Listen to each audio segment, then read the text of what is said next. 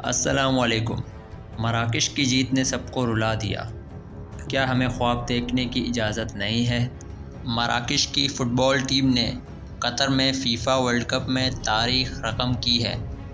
ماضی میں 3 بار افریقی ٹیمیں ٹورنامنٹ کے کوارٹر فائنل تک پہنچیں مگر آگے نہ جا سکی، تو اس بار کیا مختلف تھا؟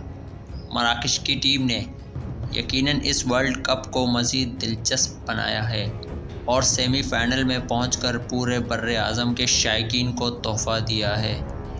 یوسف النصیری کی حیرت انگیز چھلانگ اور غیر معمولی ہیڈر نے پہلے ہاف میں ہی اسکور 1-0 کر دیا تھا، جس کے بعد مراکش کی ٹیم کو صرف دفاعی کھیل پیش کرنا تھا۔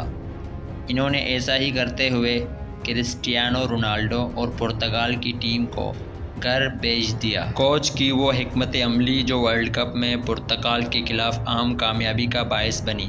کھلاڑیوں کا فلسطینی پرچم کے ساتھ جشن۔ مراکش ٹیم کی جیت کا جشن سب اسلامی ممالک منا رہے ہیں۔ ان میں عرب ممالک کے علاوہ افغانستان، پاکستان، انڈیا اور بنگلہ دیش میں بھی منایا جا رہا ہے۔